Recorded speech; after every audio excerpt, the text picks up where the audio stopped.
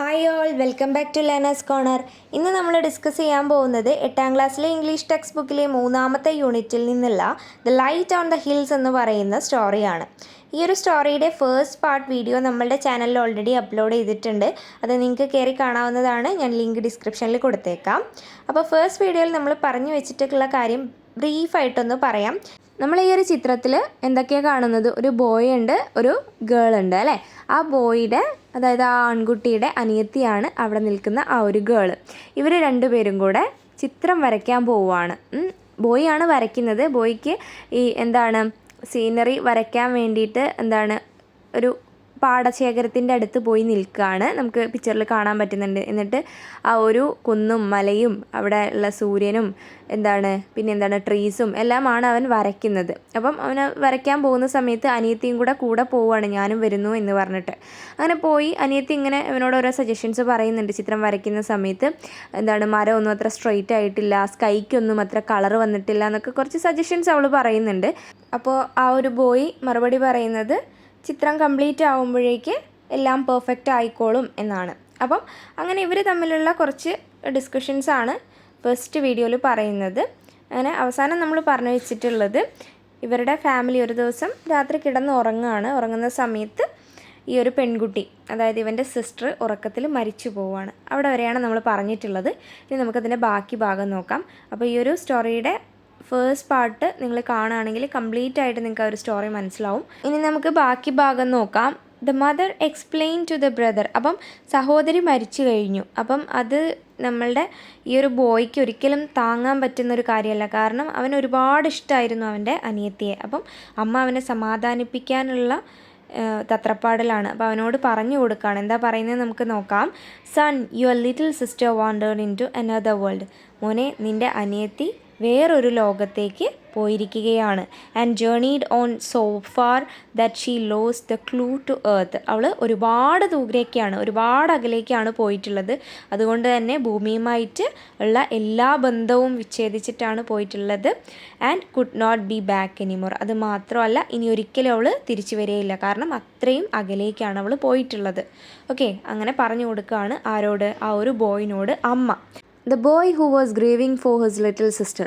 അപ്പോൾ ആ ഒരു ബോയ് അവൻ്റെ അനിയത്തിനെ നഷ്ടപ്പെട്ട ആ ഒരു ദുഃഖത്തിൽ അങ്ങനെ ഇരിക്കുകയാണ്.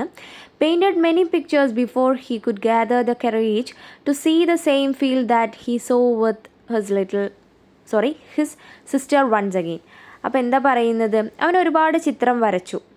Painted many pictures before he could gather the courage to see the same feel that he saw with his sister once again. അതായത് അവൻ്റെ അനിയത്തിയുടെ കൂടെയാണ് പോയിട്ട് ആ ഒരു ഫീൽഡിൽ നിന്ന് അവിടെയുള്ള കാഴ്ചകളൊക്കെ കണ്ടിട്ടാണ് ചിത്രം വരച്ചിട്ടുണ്ടായിരുന്നത്. പക്ഷേ അത്തരത്തിലൊരു അവിടെ പോയി നിന്ന് ചിത്രം വരയ്ക്കാനുള്ള ധൈര്യം അവന് കിട്ടിയിട്ടുണ്ടായിരുന്നില്ല. അതിനു മുൻപ്, ആ ഒരു ധൈര്യം വരുന്നതിന് മുൻപ് അവനോട് ഒരുപാട് ചിത്രം വരച്ചിട്ടുണ്ട്. പക്ഷേ but after many years as he sat and worked a strange power came to him.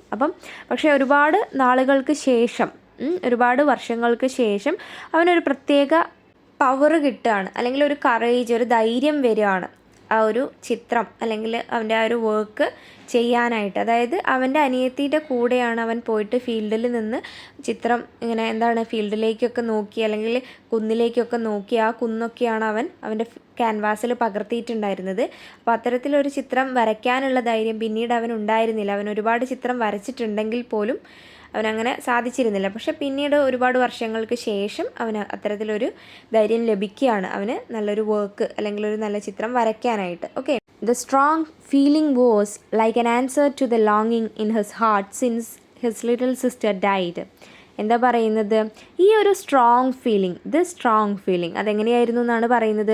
Was like an answer to the ലോങ്ങിങ് ഇൻ ഹിസ് ഹാർട്ട്. അവൻ്റെ ഹൃദയത്തിലുള്ള ഒരു ആഗ്രഹത്തിൻ്റെ ഉത്തരം അതുപോലെയായിരുന്നു അവൻ്റെ ആ ഒരു ശക്തമായ ആ ഒരു ഫീലിംഗ് എന്ന് പറയുന്നത്. Since his little sister died, അവൻ്റെ ആ ഒരു ലിറ്റിൽ സിസ്റ്റർ മരിച്ച ആ ഒരു സമയം തൊട്ട്. This emotion seemed to answer a desire in his heart. ഈ ഒരു ഇമോഷൻ, അവനിപ്പം വന്നിട്ടുള്ള ആ ഒരു ഇമോഷൻ ഉണ്ടല്ലോ, അതെന്ന് പറയുന്നത് കാണപ്പെട്ടത് എങ്ങനെയാണ്? അവൻ്റെ ഹൃദയത്തിലുള്ള ഒരു ആഗ്രഹത്തിൻ്റെ ഉത്തരമായിട്ടാണ്. To put into the world something which should make the meanest humblest citizen a little happier or better. അപ്പം അവൻ്റെ ആ ഒരു ഇമോഷൻ എന്ന് പറയുന്നത് അത് എന്തിലേക്കാണ് വന്നിട്ടുള്ളത്?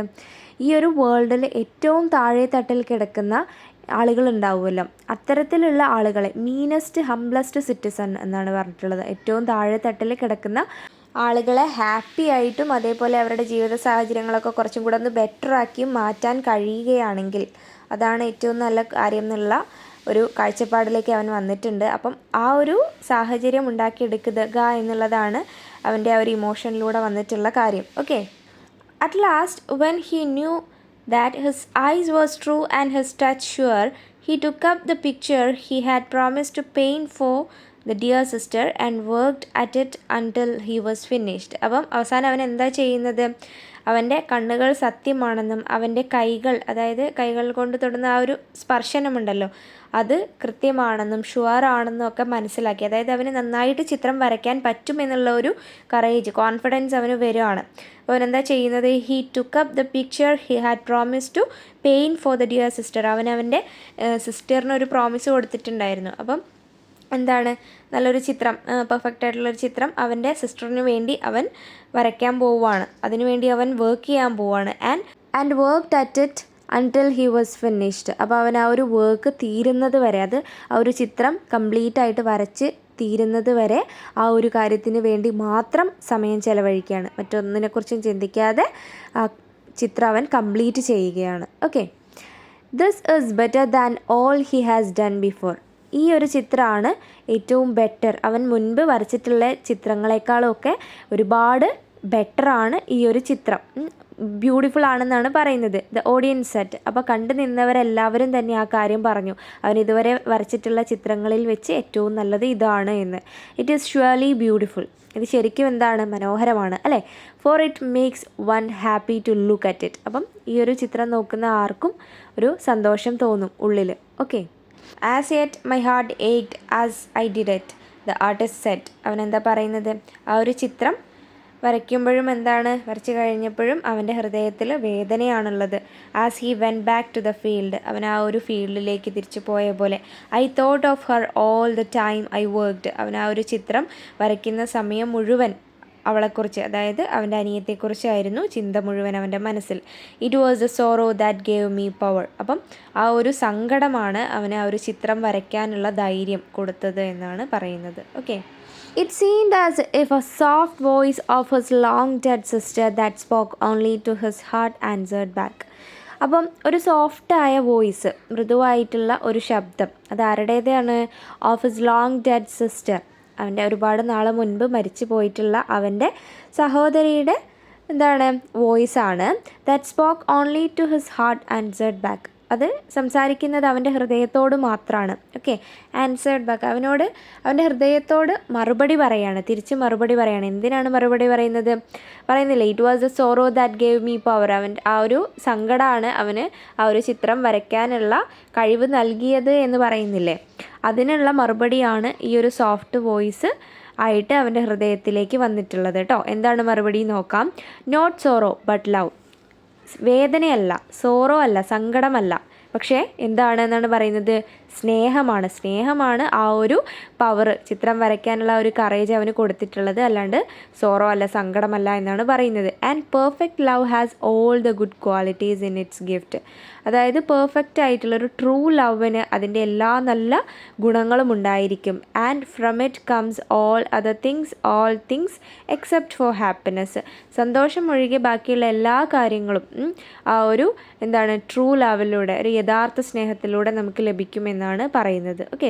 സന്തോഷത്തിന് വേണ്ടി ചെയ്യുന്നതല്ല, അല്ലെങ്കിൽ സന്തോഷം ഒഴികെ ഒരു യഥാർത്ഥ സ്നേഹത്തിൽ നിന്ന് ബാക്കി എല്ലാ കാര്യങ്ങളും നമുക്ക് കിട്ടുമെന്നാണ് പറയുന്നത്, അല്ലെങ്കിൽ ആ യഥാർത്ഥ സ്നേഹത്തിൽ നിന്ന് വരുമെന്നാണ് പറയുന്നത്. ഓക്കെ.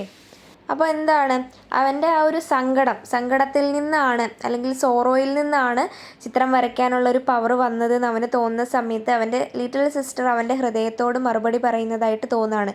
എന്താണ് മറുപടി പറയുന്നത്? സങ്കടമല്ല, മറിച്ച് സ്നേഹമാണ് നിനക്ക് ആ ഒരു കറേജ് തന്നിട്ടുള്ളത്, അല്ലെങ്കിൽ ഏട്ടന് ആ ഒരു കറേജ് തന്നിട്ടുള്ളത്. സ്നേഹത്തിൽ നിന്ന് എല്ലാം ഉണ്ടാവും, സന്തോഷം ഉണ്ടായിക്കോണമെന്നില്ല. പക്ഷെ എന്താണ്, സ്നേഹത്തിൽ നിന്ന് മറ്റെല്ലാ കാര്യങ്ങളും ഉണ്ടാവും എന്നാണ് പറയുന്നത്. എക്സെപ്റ്റ് ഹാപ്പിനെസ്, സന്തോഷം ഒഴികെ. Okay. How does one find happiness interrupted the boy. അപ്പോൾ ആ ഒരു ബോയ് ലിറ്റിൽ സിസ്റ്റർ പറയുന്നതിനിടയ്ക്ക് കയറി ചോദിക്കുകയാണ്, how does one find happiness, ഒരാൾക്ക് എങ്ങനെയാണ് സന്തോഷം കണ്ടെത്താൻ കഴിയുക. Find happiness is a strange case. The answer seemed to be, if you want to find it for one's own self, then one must seek it for others. അപ്പോൾ എന്താ പറയുന്നത്, finding happiness is a strange case. സന്തോഷം കണ്ടെത്തുക എന്ന് പറയുന്നത് വിചിത്രമായിട്ടുള്ളൊരു കാര്യമാണ്. The answer seemed to be, അതായത് അവൻ്റെ ലിറ്റിൽ സിസ്റ്റർ അവനോട് ഉത്തരം പറയുന്നത് പോലെ അവന് തോന്നുകയാണ് കേട്ടോ. എന്താണ്, സന്തോഷം കണ്ടെത്തുക എന്ന് പറയുന്നത് ഒരു വിചിത്രമായ കാര്യമാണ്. If you want to find it for one's own self, നിനക്ക് എന്താണ് സന്തോഷം വേണം, അല്ലെങ്കിൽ അത് കണ്ടെത്തണം എന്ന് നീ ആഗ്രഹിക്കുന്നുണ്ടെങ്കിൽ എന്ത് ചെയ്യണം, then one must seek it for others, മറ്റുള്ളവരിൽ അത് അന്വേഷിക്കണം. അതായത് നിനക്ക് സന്തോഷം വേണമെങ്കിൽ നീ അത് മറ്റുള്ളവരുടെ അടുത്ത് പോയിട്ട് വേണം ചോദിക്കാൻ എന്നാണ് പറയുന്നത്. അതായത് മറ്റുള്ളവരെ ഹാപ്പി ആയിട്ട് വെക്കുകയാണെങ്കിൽ, ഇപ്പം എന്താണ്, എന്തെങ്കിലും നമുക്കുണ്ട് ഒരു കാര്യം, പക്ഷെ അത് മറ്റുള്ളവർക്കില്ല, അതുകൊണ്ട് അതില്ലാത്തത് കൊണ്ട് അവർ സങ്കടപ്പെടുകയാണ്. നമുക്കത് ആവശ്യത്തിലധികം ഉണ്ടെങ്കിൽ നമുക്ക് അവർക്ക് അത് കൊടുത്തിട്ടുണ്ടെങ്കിൽ അവരും ഹാപ്പി, നമ്മളും ഹാപ്പി അല്ലേ. അപ്പോൾ മറ്റുള്ളവരുടെ അടുത്താണ് നമ്മൾ നമ്മുടെ സന്തോഷം തിരയേണ്ടത് എന്നാണ് ഇവിടെ പറയുന്നത്. But happiness is so difficult to says or to find. പക്ഷെ എന്താണ്, ഹാപ്പിനെസ് കണ്ടെത്തുക എന്ന് പറയുന്നത് കുറച്ച് ബുദ്ധിമുട്ടുള്ള കാര്യമാണ് എന്നാണ് പറയുന്നത്. Perfect love helps one to live without happiness. യഥാർത്ഥ സ്നേഹം helps one to live without happiness. സന്തോഷമില്ലാതെ ഒരാളെ ജീവിക്കാൻ സഹായിക്കും എന്നാണ് പറയുന്നത്. സ്നേഹം ഉണ്ടാവും, ഒരുപാട് സ്നേഹം ഉണ്ടാവും, പക്ഷെ എന്താണ്, ഹാപ്പിനെസ് ഉണ്ടായിക്കൊള്ളണമെന്നില്ല. പക്ഷെ എന്താണ്, ഒരു യഥാർത്ഥ സ്നേഹമുള്ളിടത്ത് എന്താണ്, ഒരാൾക്ക് ഹാപ്പിനെസ് ഇല്ലാതെ ജീവിക്കാൻ പറ്റും. അതിന് പെർഫെക്റ്റ് ലവ് സഹായിക്കുമെന്നാണ് പറയുന്നത്. His own heart answer to him, അവൻ്റെ തന്നെ ഹൃദയം അവനോട് പറഞ്ഞു. And above all things it helps one to work and to wait. ഇതിലൊക്കെ ഉപരി, എബവ് ഓൾ തിങ്സ്, എല്ലാത്തിലും ഉപരി, ഇറ്റ് ഹെൽപ്സ്, അതായത് സ്നേഹം ഹെൽപ്പ് ചെയ്യും. എന്തിന്, one to work and to wait, ഒരാളെ വർക്ക് ചെയ്യാനും അതേപോലെ വെയിറ്റ് ചെയ്യാനും. നമുക്ക് ഇഷ്ടപ്പെട്ട ഒരാൾക്ക് വേണ്ടി നമ്മൾ എത്ര വേണമെങ്കിലും ജോലി ചെയ്യും അല്ലേ. എത്ര ടയേർഡായാലും എന്തൊക്കെ പ്രതിബന്ധങ്ങൾ നമ്മളുടെ മുന്നിലുണ്ടായാലും നമുക്ക് ഇഷ്ടപ്പെട്ട ഒരാൾക്ക് വേണ്ടിയാണ് നമ്മൾ ജോലി ചെയ്യുന്നതെങ്കിൽ നമ്മളത് ചെയ്തുകൊണ്ടേയിരിക്കും. ആൻഡ് ടു വെയിറ്റ്, അത് മാത്രമല്ല നമുക്ക് ഇഷ്ടമുള്ള ഒരാളെ നമ്മൾ എത്ര സമയം വേണമെങ്കിലും നമ്മൾ കാത്തിരിക്കും അല്ലേ. അതാണ് പറയുന്നത്. എല്ലാത്തിലും ഉപരി നമ്മളുടെ ഈ ഒരു യഥാർത്ഥ സ്നേഹം നമ്മളെ എത്തിക്കുന്നത് എന്താണ്, വർക്ക് ചെയ്യാനും അതേപോലെ തന്നെ വെയിറ്റ് ചെയ്യാനും നമുക്ക് ആ ഒരു കറേജ് തരും നമ്മളുടെ യഥാർത്ഥ സ്നേഹം എന്നാണ് പറയുന്നത്. But if it gives one happiness too, he asked eagerly. അപ്പോൾ അവന് വളരെ ആകാംക്ഷയോടുകൂടി ചോദിക്കുകയാണ്, ഇത് ഈ സ്നേഹം അത് സന്തോഷം കൂടി തരുന്നതാണെങ്കിലോ എന്ന്. അപ്പോൾ അവളെന്താണ് പറയുന്നത്, then it is called heaven. അപ്പം അതിനെ നമുക്ക് സ്വർഗമെന്ന് വിളിക്കാം, അല്ലെങ്കിൽ അതിനെ സ്വർഗമെന്ന് തന്നെ വിളിക്കണം. എന്തുകൊണ്ടാണ്, പെർഫെക്റ്റ് ലവ് ഉള്ളിടത്ത് എല്ലാം ഉണ്ടാകും എന്നാണ് പറയുന്നത് അല്ലേ. ഒരു യഥാർത്ഥ സ്നേഹമുള്ളിടത്ത് ഹാപ്പിനെസ് ഒഴികെ എല്ലാം ഉണ്ടാവുമെന്നായിരുന്നു പറഞ്ഞിട്ടുണ്ടായിരുന്നത്. അപ്പം അവിടെ ഹാപ്പിനെസ്സും കൂടെ വരികയാണെങ്കിൽ തീർച്ചയായിട്ടും അതിനെ സ്വർഗം തന്നെ വിളിക്കാം അല്ലേ. കാരണം എന്താണ്, ചിലപ്പം നമുക്ക് ഇഷ്ടം ഒരുപാടുണ്ടാവും, സ്നേഹം ഒരുപാടുണ്ടാവും. അപ്പോൾ അതിനുവേണ്ടി നമ്മൾ ഏറ്റവും കൂടുതൽ സ്നേഹിക്കുന്ന ആൾക്ക് വേണ്ടി നമ്മളുടെ പല കാര്യങ്ങളും ത്യജിച്ചുകൊണ്ടും നമ്മൾ ടയേർഡാണെങ്കിൽ കൂടി നമ്മൾ വർക്ക് ചെയ്തിട്ടും വെയിറ്റ് ചെയ്തിട്ടും ഒക്കെ നമ്മൾ സ്നേഹം പ്രകടിപ്പിക്കുന്നുണ്ടാവും. ഓക്കെ.